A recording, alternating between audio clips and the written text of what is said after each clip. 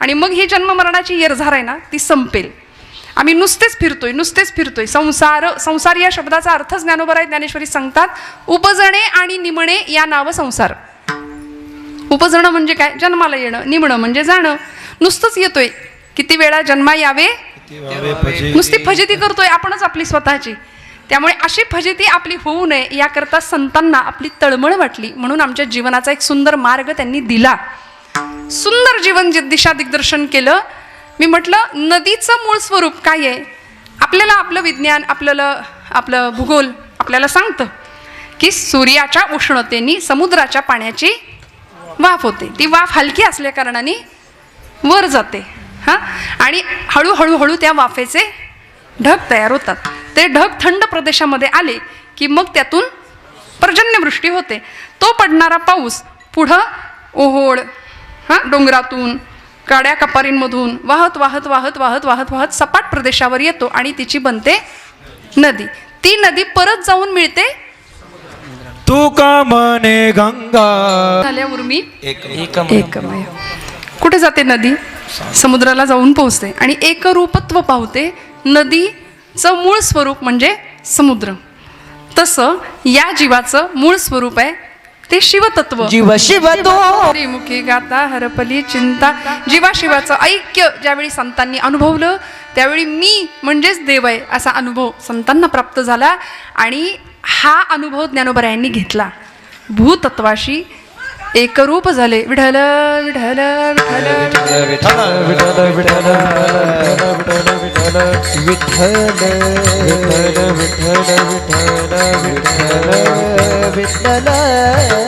विठ्ठल तरी आपलं शांततेत चाललंय. बरं आहे. असं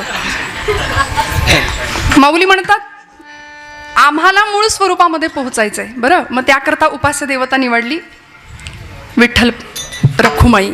जे जगाचा बाप आहे, जगाची माय आहे, पांडुरंग परमात्मा विटेवर 28 युगांपासून तिष्ठत उभे आहेत. त्या पंढरीनाथाला आपलंसं केलं. ज्ञानोबरायांनी इतकं आपलं केलं की तो पांडुरंग परमात्मा जीवीचा जीवलक झाला ज्ञानोबरायांच्या. माझ्या जीवीची आवडी पंढरपुरानी न गुढी, गोविंदाचे गुणी वेधले पांडुरंगी मन रंगले. त्यामुळे भगवान परमात्म्याला आपलं म्हटलं आणि तो जीव त्या शिवाशी एकरूप होण्याकरता कटिबद्ध झाला, सिद्ध झाला. आणि मग जीवीची या जीवा प्रेम भावाची या भावा, तुझं वाचुनी केशवा अनुनावडे, जीवे अनुसरणी अजूनी कान ये. लळा लागला त्या चैतन्याचा. त्यामुळं चित्ताला मिळणारी चैतन्याची अत्यंत सुंदर अनुभूती माऊली घेतात. शेवटचं चरण घ्या. भैरवी घेतली म्हणजे अनेकांना वाटलं झालं कीर्तन, अजून तर 10:30. मला 12पर्यंतची परवानगी आहे. तुम्ही मला म्हणायचं नाही वाजली की 12 परत. त्यामुळे मला आज पूर्ण परवानगी आहे. पण तरी सुद्धा 12 वाजतील एवढं कीर्तन नाही करणार, काळजी करू नका. पण मला प्रवेश तिकडून दिसला, मला नाही कळलं कसं काय, म्हणून म्हटलं शेवटचं चरण घेऊया. चित्त चैतन्य चोरून नेले, त्या चित्ताला त्या चैतन्याचा लळा लागला पाहिजे. आम्हाला भगवंताची आवड लागली पाहिजे जी माऊलींना लागली. आणि ज्ञानोबरायांनी किती आस करावी त्या चैतन्याची, किती आर्ततेने त्याला बोलावावं. पडिले दूर देशी मज आठवे मानसी, मज आठवे मानसी, नको नको हा वियोग. इतकी आर्तता, इतका विरह भगवंताविषयी आपल्याला वाटतो का? प्रश्नचिन्ह. नाही. आपण आपल्या घरच्यांची वाट बघतो, आपण आपल्या परमप्रिय माणसाची वाट पाहतो, पण देवाची वाट नाही पाहत. माऊलींनी विरहिण्या लिहिल्या. आर्त भगवंताचा विरह सहन नाही झाला. त्या चैतन्याची अनुभूती घेण्याकरता हा जीव तळमळला. आणि मग नको नको हा वियोग, कष्ट होता ते जीवासी, गरुड वाहना गंभीरा, ये गा दातारा, बाप रखुमा देवी वरू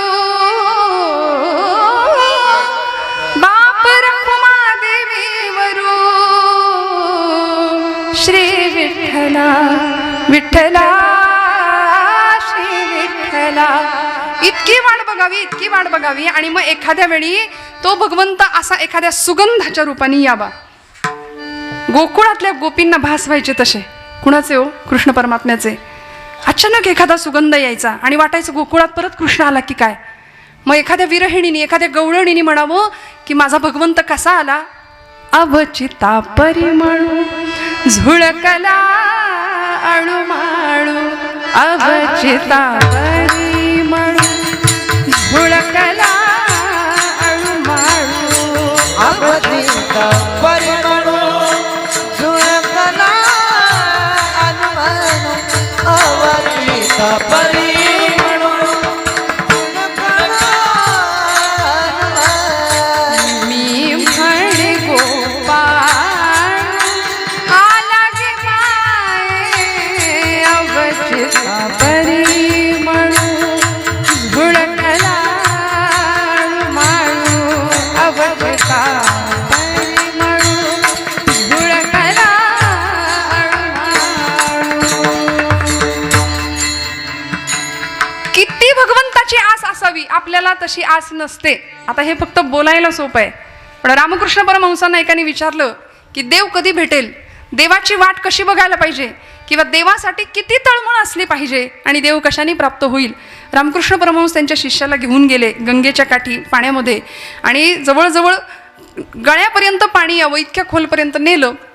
त्याचं डोकं असं घेतलं आणि पाण्यात बुडवलं. शेवटी नाकातोंडात पाणी जाऊन तो त्यांचा शिष्य गुदमरायला लागला, जीव तडफडायला लागला. त्यावेळी म्हणला, ठाकूर मला मारता की काय, मरेन मी. त्यांनी हात सैल केला आणि म्हणाले, श्वासासाठी जितका तडफडलास तितका देवासाठी ज्या दिवशी तडफडशील त्या दिवशी देव भेटेल. विठ्ठल विठ्ठल विठ्ठल विठ्ठल विठ्ठल. म्हणून शिवाला भेटण्याची जीवाची किती ओढ असली पाहिजे आम्हाला ज्ञानोबराय शिकवतात. आणि म्हणून संजीवन तत्वाचा स्पर्श माऊली घेतात. नामा म्हणे माझा बाप समाधिस्थ, नामा म्हणे माझा बाप, नामा म्हणे आता लोपला दिनकर, बाप ज्ञानेश्वर समाधिस्थ. माऊलींची समाधी ही भल्या भल्यांनी, नामदेव महाराजांनी तर अख्ख्या समाधीचं वर्णन केलंय. सकल संतांनी आज आम्हाला ज्ञानोबरायांचं चरित्र म्हटलं तरी काय ज्ञानोबरायांनी मिळवलं. 16 वर्षाच्या लेकराला जगाने काय दिलं, पण अमृताची संजीवनी उतू घालवली या भूमीमध्ये, या महाराष्ट्र भूमीमध्ये. महाराष्ट्र सारस्वताला इतकं सुंदर मराठी भाषेचं अलौकिक देणं देऊ केलं ज्ञानोबरायांनी. माझा मराठाची बोलू कौतुके परी अमृता तेही पैजा जिंके, ऐसी अक्षरे रसिके मेळवीन. ज्या माय मराठीचा गौरव ज्ञानोबराय करतात 750 वर्षापूर्वी, ती माय मराठी. आज आपण माऊलींची ज्ञानेश्वरी तुकोबरायांचा अभंग घेतला की आमचा आऊर अभिमानाने भरून आला पाहिजे. येत नाही ही वेगळी गोष्ट आहे. आमच्या इथल्या नवीन पिढीने संतांचे ग्रंथ हातात घेतले पाहिजेत. मी नेहमी एक विधान करते, जीवन जगण्याची कला शिकण्याकरता कुठेही जायची गरज नाही. सगळ्यात मोठे काउन्सिलर जर कोणी असतील, समुपदेशनाचं काम जर कोणी केलं असेल तर ते आमच्या संतांनी केलंय. सगळ्या प्रश्नांची उत्तरं आमच्या ग्रंथांमध्ये आहेत. किती आर्ततेने त्या भगवंताला बोलवावं. आणि हळूच ती एखादी गोपी विरहिणी भगवंतांना पाहण्याकरता जाते. चाचरती चाचरती बाहेरी निघाले आणि अचानक तो दिसला की ठकची मिठेले, काय करू अवचिता परिमळू झुळकला अणुमाणू. इतका भगवंताचा लळा लागावा आणि मग या चित्ताला त्या चैतन्याचा अनुभव मिळावा. आता आम्ही सगळी सामान्य माणसं आहे. एवढ्या मोठ्या अवघड शब्दामध्ये आम्हाला कसा परमार्थ कळायचा. आम्हाला परमार्थाचा अर्थ कळायला वेळ लागतो, आम्हाला अर्थाचा परमार्थ लगेच कळतो. थोडंसं उलट तेच शब्द आहेत, काय बोलले वेगळं. त्यामुळे आमचा अर्थार्जनासाठी जगणं जास्त चालू आहे, अर्थपूर्ण जगण्याकडे कल कमी आहे. आम्हाला संतांनी अर्थपूर्ण जगायला शिकवलंय. जीवनाचा अर्थ मिळाला पाहिजे, जीवनाची कला आम्हाला सापडली पाहिजे. काही चेहऱ्यांकडे बघितलं तर आपण कपड्याला इस्त्री करतो इथपर्यंत ठीक आहे, माणसं चेहऱ्याला पण इस्त्री करतात. कुणाच्या घेण्यात नाही, कुणाच्या देण्यात नाही, बघायचं नाही, इकडे तिकडे बोलायचं नाही, काहीच कुणाशी घेणं देणं नाही अशी माणसं असतात. चेहरा बघावा तर चेहऱ्यावर कायम बारा वाजलेले. मी इथलं सांगत नाही, इथं सगळ्यांचे छान प्रसन्न चेहरे आहेत.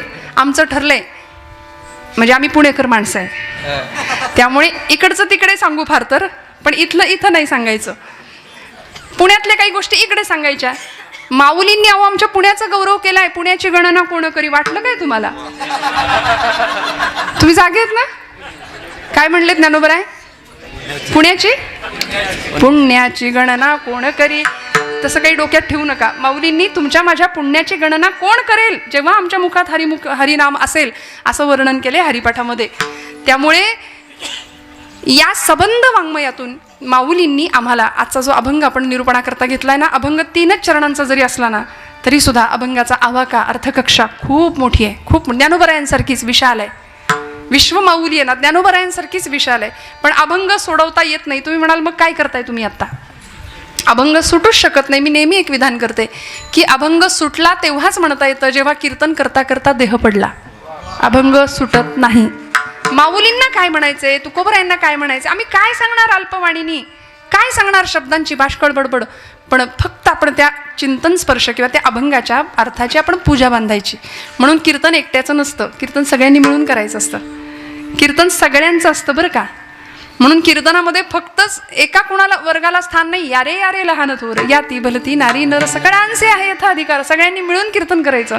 आणि या महाराष्ट्र भूमीचं संचित असं आहे, महाराष्ट्र संत मांदियाळीमधल्या प्रमुख स्त्री संत मालिकेमध्ये ज्यांचं नाव आहे अशा आमच्या जनाबाई आईसाहेब. कीर्तनातला अधिकार एवढा मोठा होता. आज या काळामध्ये महिलांनी कीर्तन करायचं की नाही यावर चर्चा चालल्यात. पण त्या काळामध्ये आमच्या जनाबाई पंढरपूरच्या वाळवंटामध्ये ज्या दिवशी नामदेव महाराजांचं कीर्तन रंगतं त्यावेळी चाल कुणी म्हणायची हा अधिकार वाणीने नामदेव ज्ञानदेवांना सांगतात. जनी म्हणे बोला ज्ञानदेवा अभंग, असा अधिकार आहे जनाबाईंचा, असा अधिकार आहे आमच्या संत मांदियाळीचा. त्यामुळे अशा चित्ताला चैतन्याचा अमृत तत्वाचा जर स्पर्श आमच्या चित्ताला लाभायचा असेल तर भगवंताकडं आम्हाला काय मागावं लागेल, कारण ही अनुभूती देणारा भगवंतच आहे. मग त्याच्याकडे आम्हाला काय मागावं लागेल किंवा एक सबंध अर्थाने मनाची भावना काय असली पाहिजे. अभंगाचं प्रथम चरण तुझी सेवा करीन सगळ्यांसाठी गोड गोड. तुझी सेवा करीन मनोभावे माझे मन गोविंदी रंगले. आता सुरुवात झाली बरं का आपली. तुझी सेवा करीन मनोभावे माझे मन गोविंदी रंगले. नवसिये माझे नवसिये वो पंढरीचे दैवते विठ्ठले वो.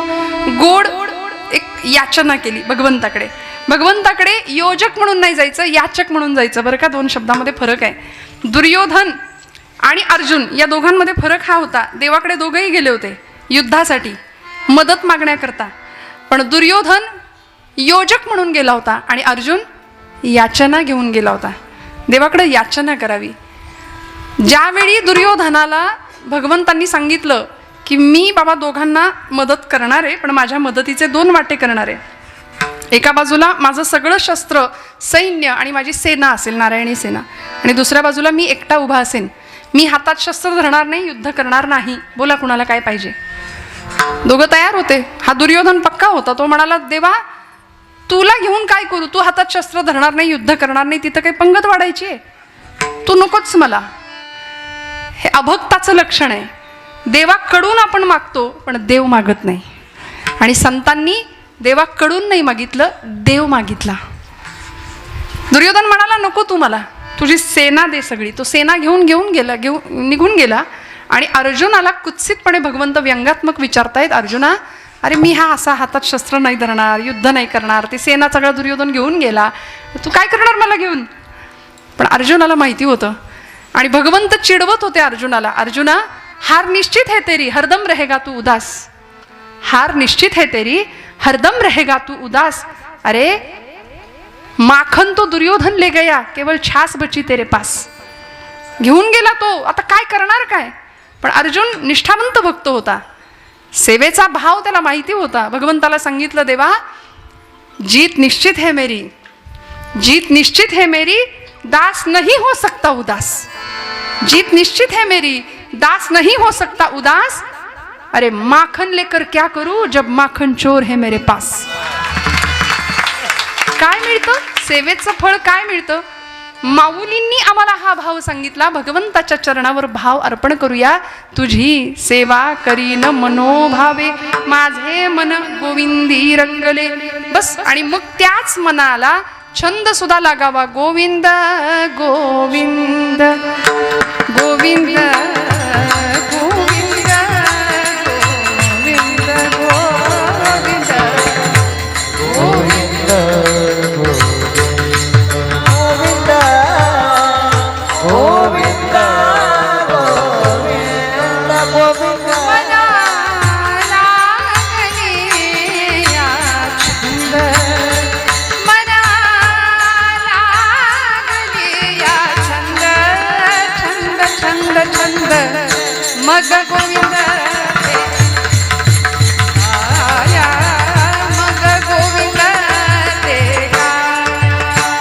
मना लागल्या छंदा, मना लागल्या छंदा. गोविंद मला गोविंद ते गाया, मला गोविंद ते गाया.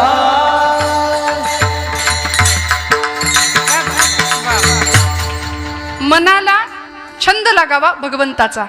माझ्या मनाला गो छंद. खरंच 12 वाजतील नाही तर मग छंद, माझ्या मनाला गो छंद. नित्य गोविंद गोविंद नित्य गोविंद गोविंद माझ्या मनाला गो छंद. गोड भगवंताच्या नामाचा, त्याच्या रूपाचा छंद आम्हाला लागावा आणि भगवंताच्या नामाशी, त्याच्या रूपाशी, त्याच्या चरणांशी आमचं मन एकरूप व्हावं. माझे मन गोविंदी रंगले, रंगून जावं भगवंताच्या रंगामध्ये. माऊली म्हणतात भगवंताची सेवा माझ्याकडून घडली पाहिजे.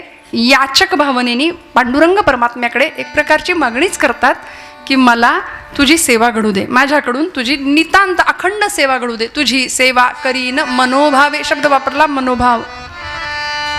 मनावर सगळ्या संतांनी खूप भाष्य केले.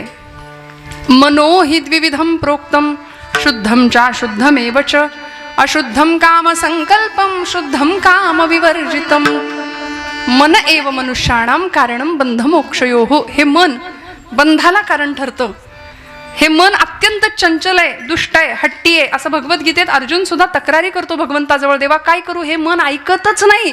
चंचलम ही मन कृष्ण प्रमाति बलवदृढम तस्याहम निग्रहम मन्ये वायोरिव सुदुष्करम. अत्यंत चंचल आहे मन.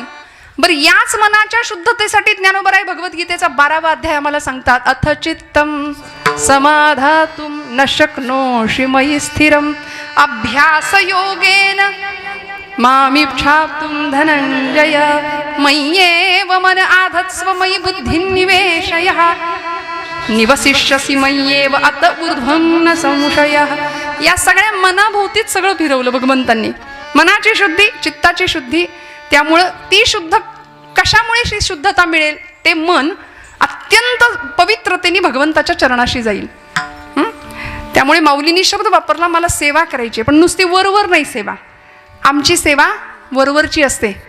तुका म्हणे नको वर पंग देवा, तुका म्हणे नको वर पंग देवा, तुका म्हणे नको वर पंग देवा, तुका म्हणे नको वर पंग देवा, तुका म्हणे नको वर पंग देवा, तुका म्हणे नको वर पंग देवा, तुका म्हणे नको वर पंग देवा, तुका म्हणे नको वर पंग देवा.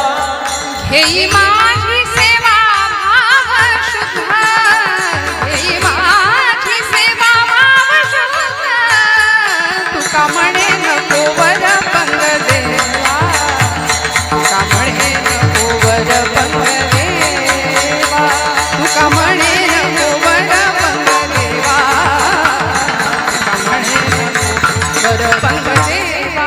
घेई माझी सेवा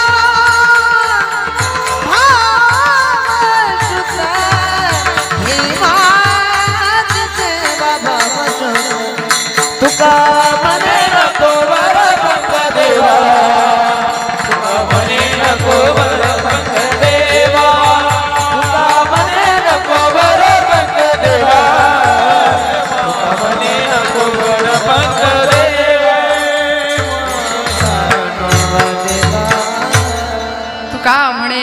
वरपंग देवा. बघा ना, हा आनंद कुठे आहे का दुसरीकडे? खरं सांगा, इथं बसलेल्यांनी सगळ्यांनी सांगा, हा आनंद दुसरीकडे कुठे आहे का? आपण वरवर येऊन बसलो का इथे? उगीच आपलं आता घरी बसवेनाच म्हणून आपण इथे आलो का? नाही ना, अंतःकरणापासून आलो ना. घेई माझी सेवा भाव शुद्ध.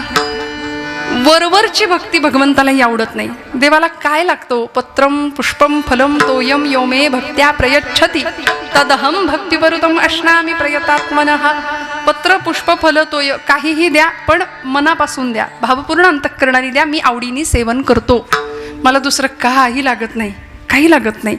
त्यामुळे भगवंताची सेवा कशी घडावी? तुझी सेवा करीन मनोभावे, माझे मन गोविंदी रंगले. भावाचे 5 प्रकार शास्त्रकार आम्हाला सांगतात. एक भाव फक्त सांगून मी पुढे जाणार आहे.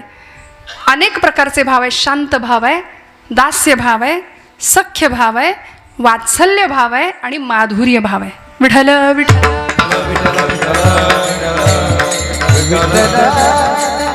आपण पटपट उदाहरणं बघत पुढे जायचं. आता सगळे जागे राहा.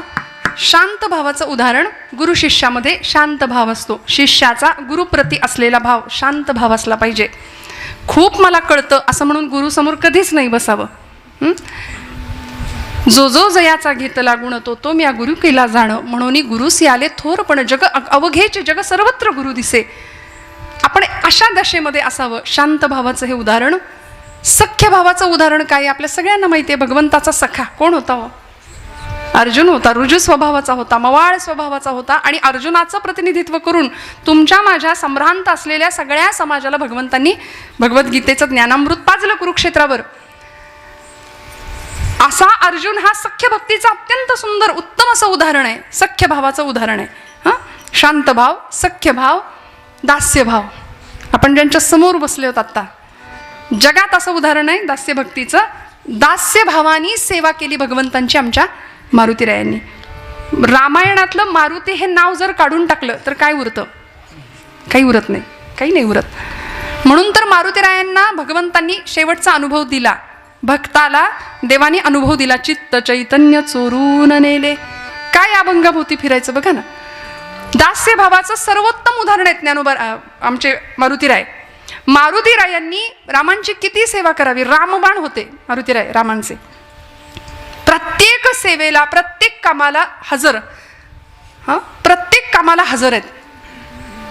जन्म झाल्यापासून राम राम राम राम, श्रीराम जय राम जय जय राम, अखंड नामाचा एवढा उच्चार करावा आणि राम कार्यासाठीच आपलं जीवन समर्पित करावं.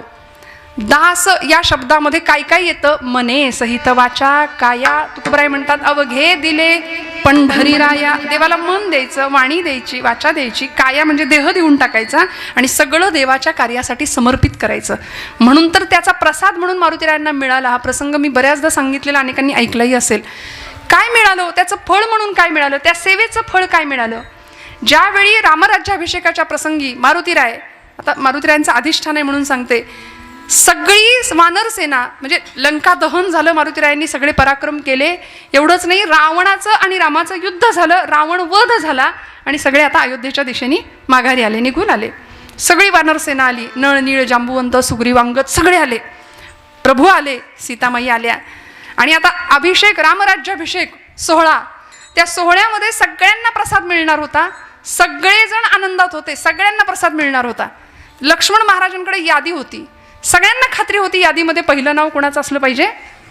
मारुतीरायांचं नाव पहिलं असलं पाहिजे. जशी आपल्याला खात्री तशी तिथल्या सगळ्यांना खात्री होती दरबारातल्या की मारुतीरायांचं नाव पहिलं असलं पाहिजे.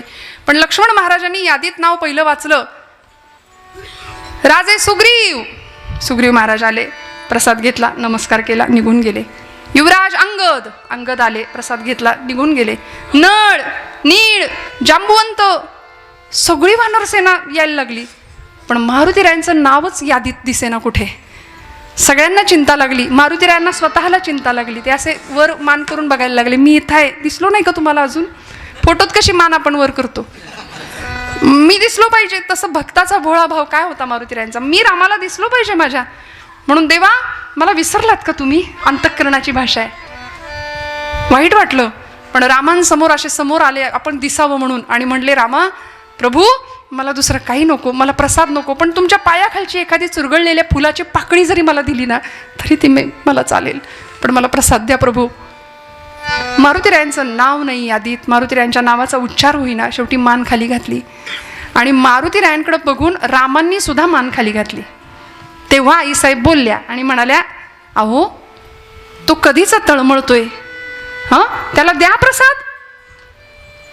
प्रभू जगत चालक, अखिलकोट ब्रह्मांडाचा नायक, मर्यादा पुरुषोत्तम सिंहासनावर बसून प्रभू रामचंद्र आपल्या जानकीला आईसाहेबांना सांगतायत, सीते माझ्या भक्ताच्या नादी लागू नको, त्याला देण्याकरता माझ्या या हृदया व्यतिरिक्त दुसरं काही नाहीये, काही नाहीये. मी काय देणार त्याला, मी काय देणार, वह फकीरी क्या है अमीरी दासी तेरे चरणों की, मी काय देऊ त्याला. आणि मारुतीराय म्हणाले, जशी रामांनी मान खाली घातली, टाळ्या एकदा वाजवा यांच्यासाठी. क्या बात, वा वा.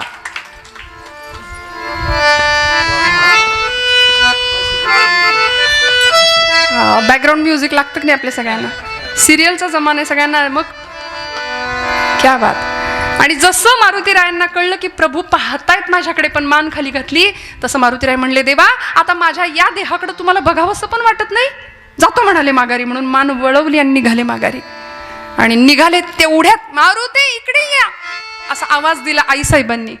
सीतामाईंना नाही राहवलं, अक्षरशः लहान लेकरू जसं उड्या मारत जातं ना आईकडं, तसे गेले, धावत गेले आणि म्हणले, माझा बाप विसरला पण आई नाही विसरली. म्हणून एरवी रामांच्या बाजूला बसणारे मारुतीराय आता पार्टी पक्षच बदलला, आईकडे बसले. आता तरी वेळ लागतो का पक्ष बदलायला, नाही का.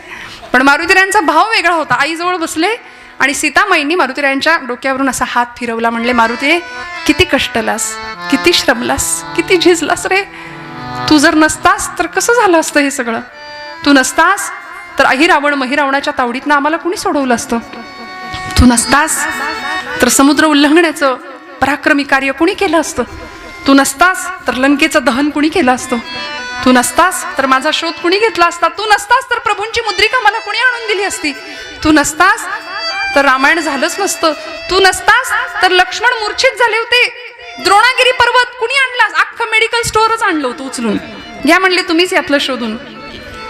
काय झालं असतं तू नसतास म्हणून असं डोक्यावरनं हात फिरवला आणि हा घे प्रसाद म्हणून गळ्यातला रत्नांचा कंठा जो प्रभूंनी दिला होता भेट म्हणून, तो काढला. एक एक रत्न पृथ्वी मोलाचं होतं, ते दिलं आणि मारुतीरायांकडे दिलं. इतका आनंद झाला मारुतीरायांना, बाप विसरला, माझी आई नाही विसरली, मला प्रसाद मिळाला. आणि तो कंठा घेऊन नाचत उड्या मारत, कारण त्या प्रत्येक रत्नातनं पुढे राम सीता दिसत होते असंख्य रूपामध्ये. आनंदाच्या भरामध्ये मारुतीराय आले बाहेर आणि काही क्षण गेले, काही क्षण निघून गेले आणि धाडकन आवाज आला. तसा एक पहारेकरी धावत आला. म्हणले, आईसाहेब तुम्ही दिलेला प्रसाद फोडला त्यांनी बाहेर जाऊन. आईसाहेबांनी बोलवून घेतलं. म्हणाले, का रे मारुतीराय असं का केलं. काही म्हणाले, कारण तिथं गेल्यानंतर ते चित्र बाहेरचं वेगळं दिसायला लागलं, राम सीता दिसतच नव्हते त्याच्यातून, समोर काही वेगळं दृश्य, झाडं झुडपं दिसायला लागली. आईसाहेब आणि माझा बाप प्रभू मारुतीराय रामचंद्र दिसेनात, म्हणून फोडलं. त्यात राम नाही म्हणून फोडलं, आणि ज्यात राम नाही ते मला नको म्हणाले. आईसाहेब म्हणाले, एवढं राम राम राम करतोस, खरंच मारुतीराय इतकं प्रभूंवर प्रेम आहे. आणि मग त्या प्रसंगामध्ये सगळ्या दरबाराला काय, सगळ्या जगाला अवाक करून सोडेल ही मारुतीरायांची भक्ती छाती विदीर्ण केली आणि सगळ्या जगाला राम सीतेचं दर्शन घडवलं. म्हणाले, आईसाहेब रामच काय, तुम्ही सुद्धा आहात म्हणाले माझ्या हृदयामध्ये. किती प्रेम करावं, काय द्यावं भगवंतांनी या प्रसंगामध्ये. आता प्रभूंना राहवलं नाही, इतका वेळ सिंहासन सोडलं नव्हतं रामांनी, आणि आता रामप्रभू उठले, धावत गेले आणि कडकडून मिठी मारली मारुतीरायांना. वाल्मिकी रामायणामध्ये वाल्मिकी सांगतात की या प्रसंगामध्ये रामप्रभू मारुतीरायाला विचारतात, मारुतीराय सांगा आता तुम्ही कोण आहात. हे जे दृश्य आहे ना ते जीवाशिवाच्या भेटीचं आहे. चित्त चैतन्य चोरून नेले, इतकं सुंदर दृश्य. आपण कुणीतरी जुन्या मंडळींनी कधीतरी हा फोटो पाहिला असेल. रामांचं मस्तक मारुतीरायांच्या खांद्यावर आहे आणि मारुतीरायांचं डोकं रामांच्या खांद्यावर आहे. असं मिठीचं त्यांच्या भेटीचं एक दृश्य अलीकडे ते दिसत नाही, चित्र दुर्मिळ झाले, पण कधीतरी शोधा, खूप सुंदर चित्र. त्यावेळी प्रभू बाजूला झाले आणि म्हणाले, मारुतीराय सांगा आता तुम्ही कोण आहात, तुम्ही कोण आहात. मला माझ्या हृदया व्यतिरिक्त तुला द्यायला दुसरं काही नाही, मी मलाच तुला देऊन टाकतो. आणि मग मारुतीराय सांगतात, देह पातळीवर जर हा प्रश्न तुम्ही मला विचाराल असाल तर देहबुद्ध्या तुदा सोहम. तुम्ही वाजवताय मग तेच सूर आता. जीव बुद्ध्या त्वदंशकः आत्मबुद्ध्या त्वमेव अहम् इति मे निश्चिता मती. देहबुद्ध्या तुदासोहम, देह पातळीवर मी तुमचा दास आहे. जीवबुद्ध्या त्वदंशकः, जीव पातळीवर मी तुमचाच अंश आहे. आणि आत्मबुद्ध्या त्वमेव अहम, आत्मपातळीवर जर तुम्ही हा प्रश्न मला विचारत असाल तर मी म्हणजे तुम्ही आणि तुम्ही म्हणजे मी. हा अनुभव मिळाला. कशाचं फळ? तुझी सेवा करीन मनोभावे, माझे मन गोविंदी रंगले. सेवेचं फळ मिळालं. आणि देवाच्या हृदयात, देवाच्या घरात शिरायचं जर काही दार असेल ना तर ते एकच आहे. ज्ञानोबराय सांगतात, जो द्या ज्ञानाचा कुरुठा तेथ सेवा हा दारवंटा, तो स्वाधीन करी सुभाटा ओळगोनी. देवाच्या घरात शिरण्याचं दार जर कुठलं असेल तर सेवेचा दारवंटा माऊली सांगतात. आणि ही सेवा भल्या भल्यांनी केली. देवभक्तांनी केली, देशभक्तांनी केली, धर्मभक्तांनी केली, राष्ट्रभक्तांनी केली. 32व्या वर्षी इंद्रायणी भीमेच्या काठी मृत्यूला निधड्या छातीने सामोरे जाणारे राज्याचे धाकले धनी. सेवाच होती धर्माची. जीवाची प्राणाची पर्वा नाही केली. औरंगजेब 1000 वेळा सांगत होता, राजाजी मेरी बात मानो, धर्म बदला, हमारा मुस्लिम धर्म स्वीकार कर लो, कभी किसी हिंदू को न मिलेगी इतनी इज्जत आपको दे दूंगा, तमाम हिंदुस्तान की सुबेदारी आपको बहाल कर दी जाएगी, मेरी बात मानो, आप इस्लाम धर्म कबूल करो. पण संभाजीराजे वाकले नाहीत, झुकले नाहीत. देहाचे इंचावर तुकडे केले, पायापासून डोक्यापर्यंत. वडू तुळापूरच्या संगमावर रक्ताच्या चिळकांड्या उडाल्या होत्या भीमा इंद्राणीच्या संगमामध्ये. पण नाही, सेवेसाठी या प्राणाची बाजी लावली. सबंध देह समर्पण केला. आमच्या मातृभक्तांनी सुद्धा, देशभक्तांनी सुद्धा इथं रक्ताचं बलिदान दिलं. 15 ऑगस्ट देशाचा स्वातंत्र्य दिन काही दिवसांनी येतोय. ही भूमी देशवीरांची, शूरवीरांची आहे. इथं रक्त सांडलं आणि इथल्या प्रत्येक क्रांतिकारकांनी, प्रत्येक देशभक्तांनी सेवेचं योगदान दिलं. माऊली देवाची सेवा सांगतात. अनेकांनी आम्हाला देशालाच देव मानलं. सावरकरांनी मातृभूमीलाच देव मानलं होतं. स्वतंत्रते भगवती, स्वतंत्रता देवीला भगवती स्वरूपामध्ये पूजलं होतं. भारत मातेला भगवती स्वरूपामध्ये पूजलं, जगदंबा स्वरूपामध्ये पूजलं आणि तिची पूजा केली, तिची आराधना केली. ज्यावेळी 50 वर्ष अंदमानची काळकोठडी सुनावली जाते सावरकरांना, त्यावेळी बायको भेटायला येते सावरकरांची मुंबईच्या कारागृहामध्ये. यमुना त्यांचं नाव होतं. 18 वर्षाच्या होत्या. माई म्हणायचे सावरकर त्यांना. 25 वर्षाच्या आपल्या पतीला यमुना माई भेटायला जातात आणि साखळदंडांनी जखडलेला आपला पती आपल्या समोर पाहतात. काय असतं त्याग बघा. आणि 18 वर्षाच्या त्या सौभाग्यवती स्त्रीनी आपल्या नवऱ्याकडे बघावं, डोळ्यातनं टचकन पाणी आलं, पुसून टाकलं. सावरकर म्हणतात, माई ओळखलं नाही ना मला तुम्ही? कारण विलायतेहून, लंडनहून बॅरिस्टर होऊन येणार होतो असं तुम्हाला वाटलं असेल. पैसा मिळवू, थाटात संसार करू असा विचार तुम्ही केला असेल. पण नाही हो, माझी भारत पारतंत्र्यात पिचते, लाखो संसार उद्ध्वस्त होत आहेत. ते संसार सावरण्यासाठी माझी चुलबुळकी फोडून राष्ट्राचा संसार करावा असा मी विचार केला. संसार आम्ही सगळेच करतो. काट्याकुट्या जमवायच्या, घरटी बांधायची, त्याच्यात पिलांची वीण वाढवायची. यालाच जर संसार म्हणत असतील तर असा संसार चिमण्या, कावळे सगळेच करतात. मला माझ्या देशाचा प्रपंच करता आला, यात धन्यता माना, यात धन्यता माना. या प्रसंगामध्ये यमुनामाई सावरकर सांगतात, मला सगळं मान्य आहे. अंदमानच्या काळ कोठडीमध्ये तुम्हाला काय शिक्षा अनुभवायला मिळेल मला माहिती नाही, पण मी सांगेन तेवढा एक मंत्र म्हणाल का? कृष्णाय वासुदेवाय हरये परमात्मने प्रणतः क्लेशनाशाय गोविंदाय नमो नमः. हा मंत्र एकदा म्हणाल का? सावरकर म्हणाले, हा मंत्र म्हणण्यामुळे तुला बरं वाटणार असेल तर नक्की म्हणतो. पूजा अर्चा नसेल केली, तासनतास देवासमोर नसेल बसले, पण जीवनाचं तत्वज्ञान कळलं होतं. म्हणून तर जहाजातनं उडी घेण्याचं सामर्थ्य प्राप्त झालं होतं. कारण माझा आत्मा अमर आहे, देह संपणार आहे, हे गीतेचं तत्वज्ञान त्यांना माहिती होतं. नैनं छिंदन्ति शस्त्राणि नैनं दहति पावकः न चैन क्लेदयन्त्यापो न शोषयति मारुतः. सावरकर आपल्या पत्नीला समजावताय, माझा देह जरी निघून गेला तरी हिंदू धर्मशास्त्र आत्म्याचं अमरत्व मानतो. त्यामुळे माझा आत्मा अमर आहे. अनादि मी, अनंत मी, अवध्य मी भला, मारेल रिपू जगती असा कवण जन्मला. पुण्यामध्ये आपण आला तर डेक्कनच्या चौकामध्ये सावरकरांचं स्मारक आहे, जिथं विदेशी कपड्यांची होळी त्यांनी केली होती. तिथं ते अक्षरं कोरलेली आहेत, अनादि मी, अनंत मी. हे गीतेचं तत्वज्ञान ज्यावेळी सावरकर लिहितात त्यावेळी सेवेचा भाव आम्हाला स्पष्ट कळतो. काय मातृभूमीप्रती सेवाभाव असेल, का माऊलींनी हीच सेवा सर्वश्रेष्ठ मानली असेल आणि पांडुरंगाला तीच सेवा मागितली असेल. मी माझ्या देशाची सेवा करणार, मी माझ्या मातृभूमीची सेवा करणार. आणि अगं बायकोला सांगतायत की दरवर्षी वटपौर्णिमेला हा असा पती तू मागशील तरी कसा, कारण या जन्मात मी तुला इतकं छळलंय, इतका त्रास दिलाय, काही नाही सुख मिळालं माझ्यामुळे तुला. पण 18 वर्षाच्या यमुनामाई काय करतात, काय असते निष्ठा, काय असतो सेवाभाव, काय असतं समर्पण. यमुनामाई अशा खाली वाकल्या, तुरुंगाच्या सडीतून हात आत घातला, पायाला स्पर्श करायला. सावरकर मागे झाले, म्हणले माई काय करता. पाय बघून ठेवते म्हणाल्या, पाय बघून ठेवते, पुढच्या जन्मात चुकायला नको.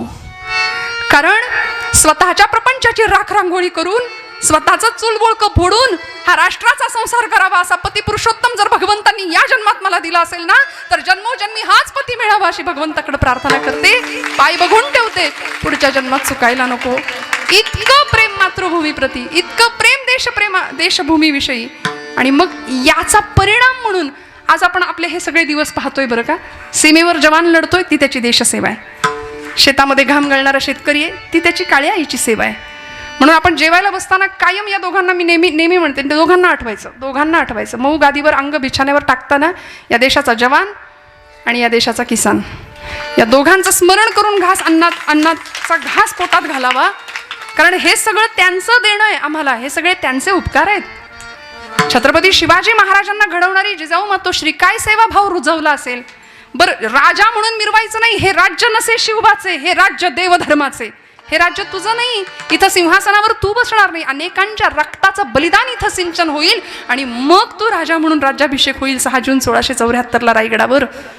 त्यामुळे हे राज्य देवधर्माचं आहे राजा. म्हणून कायम संस्कारांची आणि सेवाभावाची पेरणी ज्यांनी छत्रपतींच्या काळजामध्ये केली. काय असतो सेवाभाव.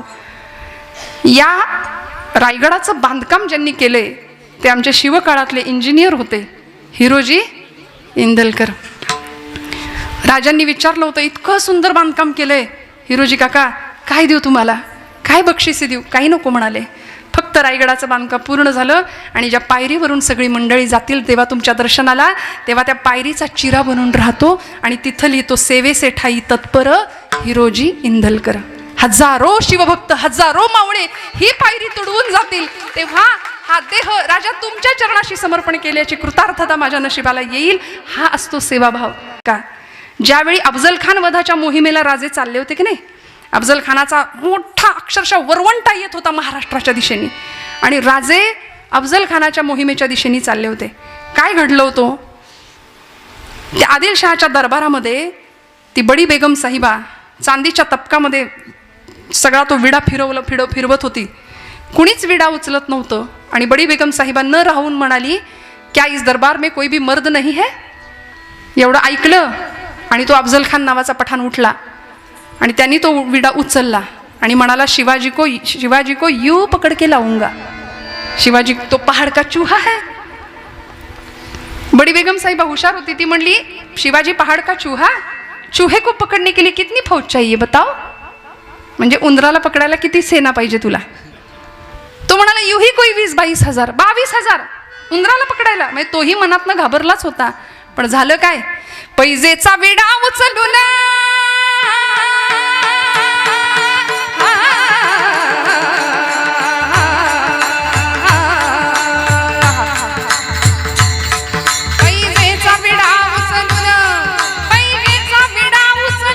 मोठ्या तोऱ्यानं अफजल खान निघाला विजापुराहून. शिवाजीला आणतो मी पकडून, शिवाजीला आणतो मी पकडून. बरं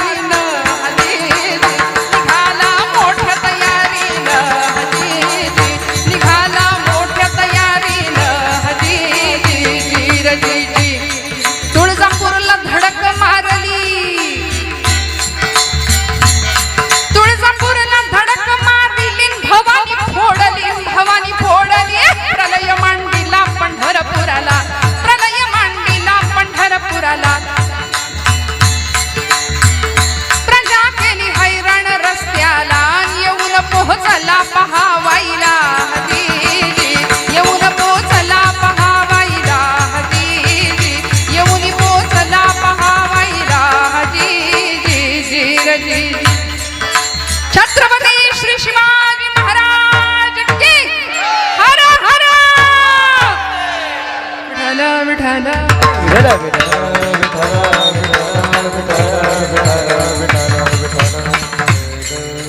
निघाला ना प्रतापगडाच्या दिशेने, स्वराज्याच्या दिशेने अफजल खान येत होता. येता येता तुळजापूरची भवानी तिच्यावर घण घातला जगदंबेवरती.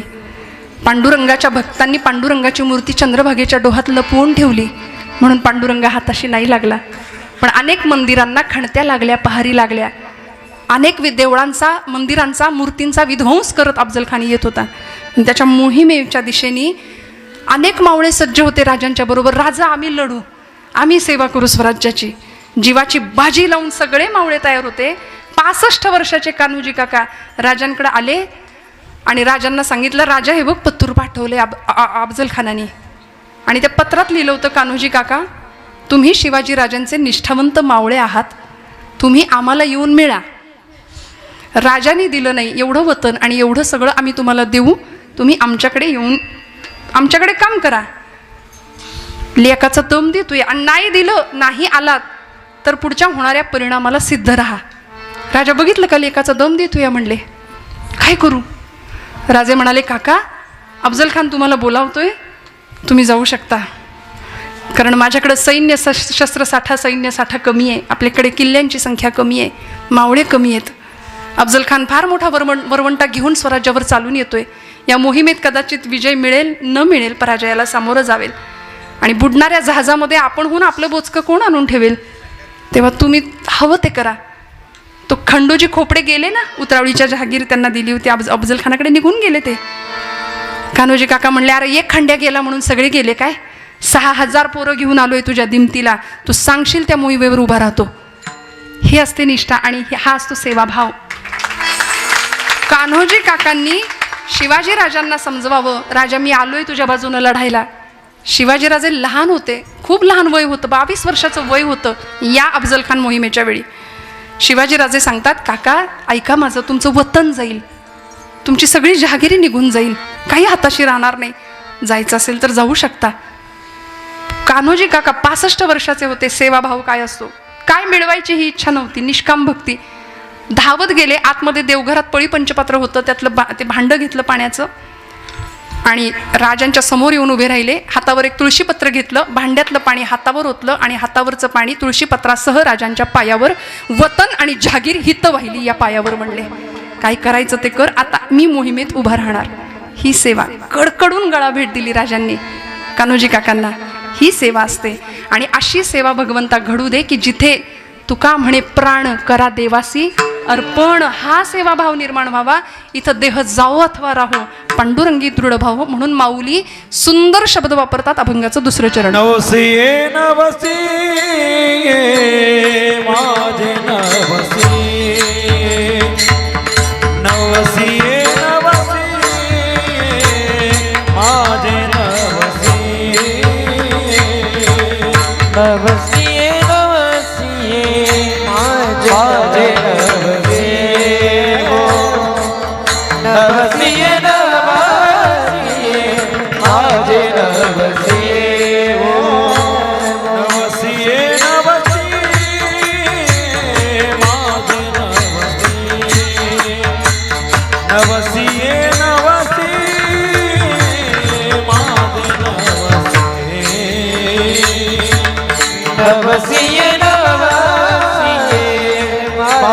नवसी, नवसी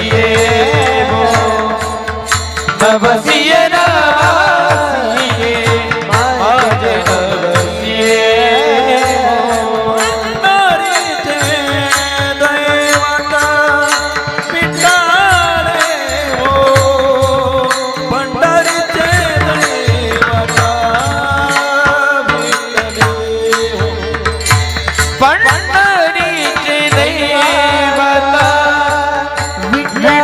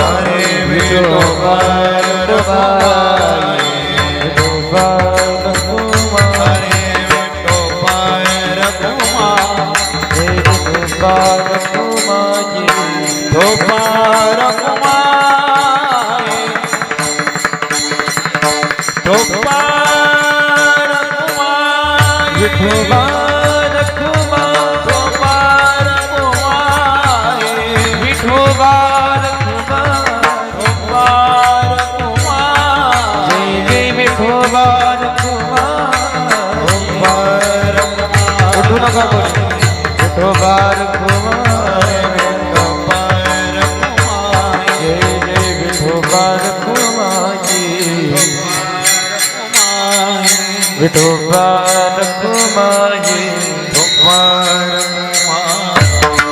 विठोबा रखुमाई विठोबा रखुमाई जय जय विठोबा रखुमाई विठोबा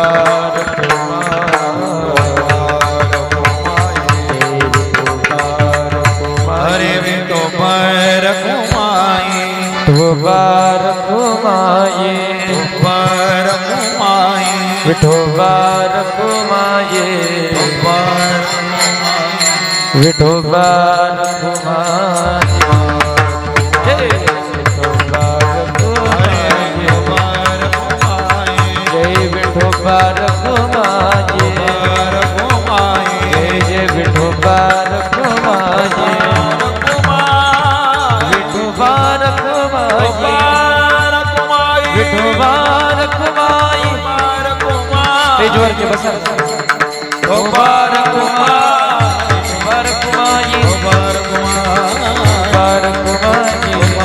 टाळी टाळी विठोबा रखुमाई विठोबा रखुमाई जय विठोबा रखुमाई जय जय विठोबा रखुमाई कुंडलिक वरदा हरी विठ्ठल श्री ज्ञानदेव पंढरीनाथ भगवान की माऊली ज्ञानेश्वर महाराज श्री तुकाराम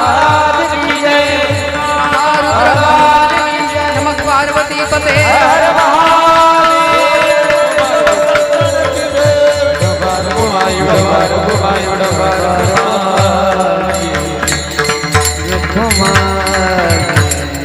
तुझी सेवा करीन मनोभावे माझे मन गोविंदी रंगले नवसिये नवसिये माझे नवसिये वो पंढरीचे दैवते विठ्ठले वो नवसिये नवसिये माझे नवसिये वो पंढरीचे दैवते विठ्ठले.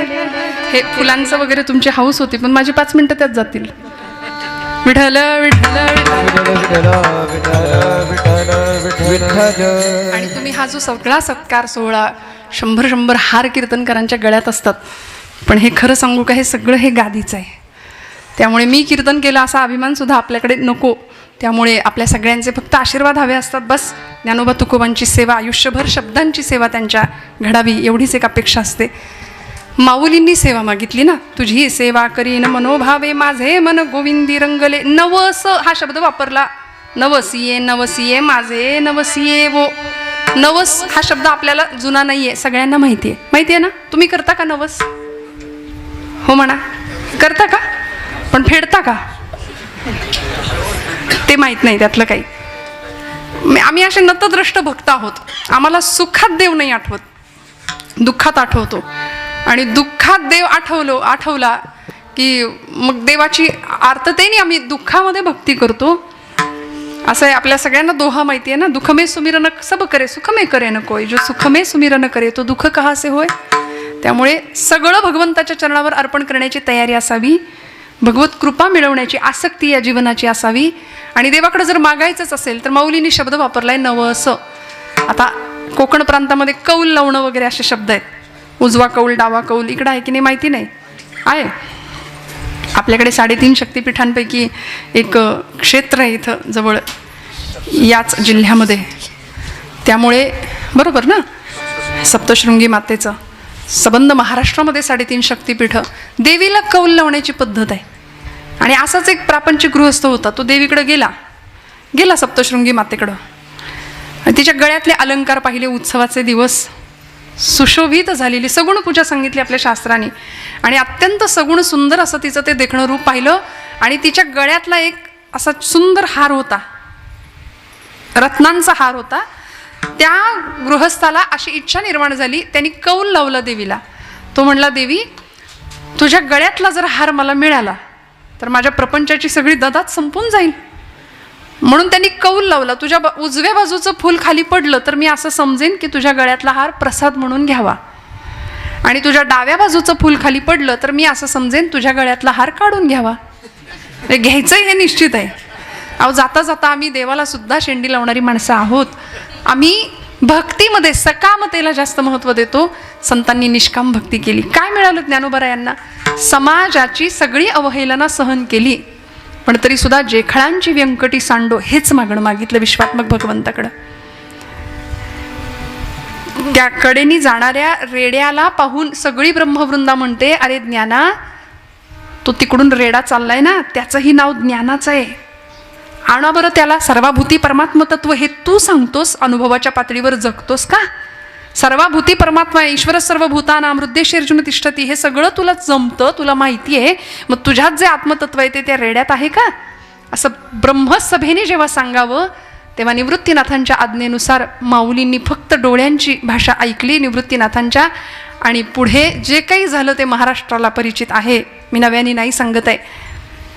त्या रेड्याला बोलवावं, त्या रेड्याच्या पाठीवर त्या मालकाला सांगावं हसुडाचे फटके मारायला, आणि माऊलींच्या पाठीकडे बघावं, रक्ताचे लालबुंद असलेले ओघळ वाहत होते. त्याला होणारी वेदना माझ्या ज्ञानराजांना होत होती. आणि एका क्षणाला तुझ्यात जे आत्मतत्व आहे ते त्या रेड्यात आहे का असं विचारल्याबरोबर निवृत्तीनाथ सांगतात, ज्ञानराजा आता थांबू नका, आता कळू दे जगाला.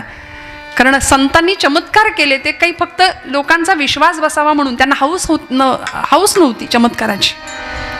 तोची संत तोशी संत सोशी जगाचे आघात महाराज म्हणतात. माऊलींनी त्या रेड्याच्या मस्तकावर हात ठेवला आणि सांगितलं, म्हण रे बाबा, ओम अग्नी मिळे पुरोहितम. त्याच्या मुखातनं वेद उच्चार निघायला लागले, ओम अग्नी मिळे पुरोहितम. आणि जसा रेडा बोलायला लागला तसे सगळे म्हणले, थांबवा त्याला, थांबवा. सगळी सभा ज्ञानोबांच्या पायावर जाते. हा कैवल्य साम्राज्य चक्रवर्ती ज्ञानोबाराय, हे कैवल्याचे मूर्तिमंत पुतळे, सच्चिदानंदाचे मूर्तिमंत पुतळे असलेले तुकोबाराय. या ज्ञानोबा तुकोबांच्या नामाच्या उच्चाराने सुद्धा आमचं जीवन सफल संपूर्ण झाल्याशिवाय राहणार नाही.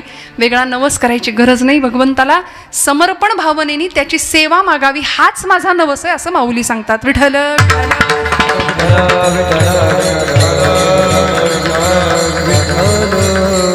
त्यामुळे पूजा अर्चा, जपजाप्य, तीर्थयात्रा, दानधर्म सगळं आम्ही करू. पण यामध्ये मनाची भावना काय आहे?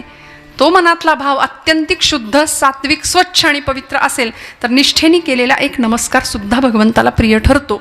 त्यामुळे ही सेवा अशी घडावी. नवसिये माझे नवसिये वो पंढरीचे दैवते विठ्ठले. आणि त्या पंढरीच्या पांडुरंगाला माऊली नवस करतात, माऊली मागणं मागतात, कारण ते दैवत अत्यंत प्रिय आहे माऊलींचं. उपास्य देवत आहे. माता विठ्ठल, पिता विठ्ठल नामदेव महाराज त्याच्याविषयी सांगतात. ती पंढरपूरची देवता एकनाथ बाबांनी त्यांच्या शब्दामध्ये वर्णन केलंय. कसं आहे भगवंत? भक्त कृपेची माय गे, ओळखिली विठाई गे, एका जनार्दनी विटे जोडियले पाय गे तुळशी माळ गळा गे कस्तुरीचा टिळा गे. असा पांडुरंग परमात्मा तिष्ठत उभा आहे. तो भक्तांना सांगतोय आषाढी कार्तिकी विसरू नका मज, सांगत असे गुज पांडुरंग मला विसरू नका. हे भगवंत सांगतात आणि निष्ठावंत संत सेवाभाव भगवंताच्या चरणावर वाहतात आणि बस असंच मागणं मागतात. ज्ञानोबांनी मागितलेलं मागणं तुम्हाला आम्हाला या जन्मात मागता यावं आणि आम्हालाही अशी अनुभूती मिळावी. अभंगाचं शेवटचं चरण. बाप रखमा देवी वारो विठ्ठले वो, बाप रखमा देवी वारो विठ्ठले वो, बाप रखमा देवी वारो विठ्ठले वो, बाप रखमा देवी वारो विठ्ठले वो. जिथरी चैतन्य चोरून नेले वो, जिथरी चैतन्य चोरून नेले वो. नवसिये नवसिये माझे नवसिये वो, नवसिये नवसिये माझे नवसिये वो. जिथरी चैतन्य चोरुनी नेले वो, चिठ्ठी चैतन्य चोरुनी नेले वो. नवसे नवसिये माझे नवसिये वो, नवसे नवसिये माझे नवसिये वो. पंढरीचे दैवता विठ्ठले वो, विठ्ठले वो, विठ्ठले वो, विठ्ठले वो, विठ्ठले वो. पंढरीची दैवता, पंढरीचे दैवता विठ्ठले वो, पंढरीचे दैवता,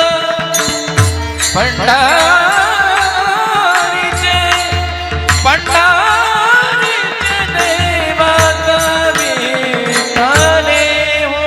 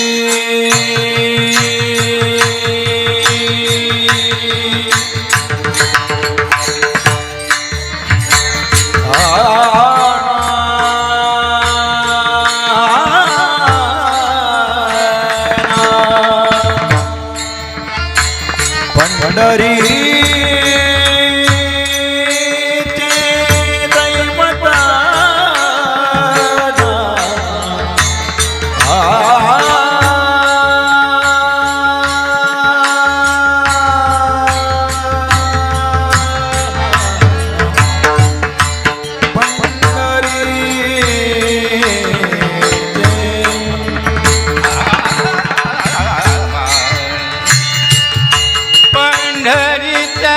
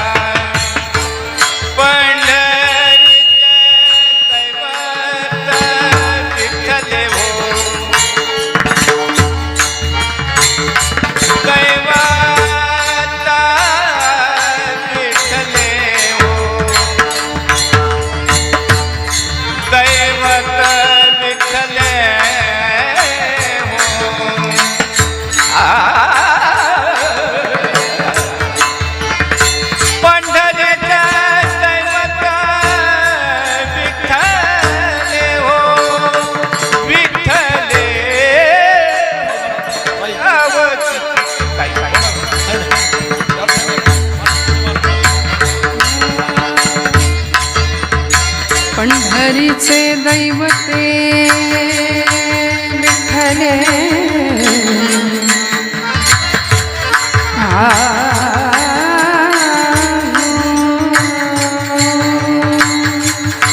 विठ्ठले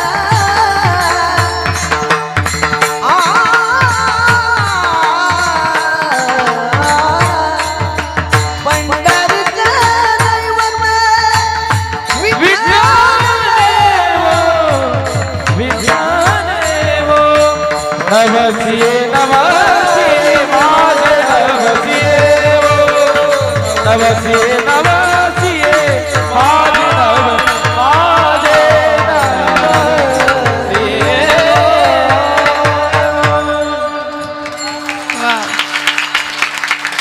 बाप रखुमादी विवरू विठ्ठलेवो चित्त चैतन्य चोरून नेलेवो नवसिये नवसिये माझे नवसिये वो पंढरीचे दैवते विठ्ठले वो दीर्घ तन देवतना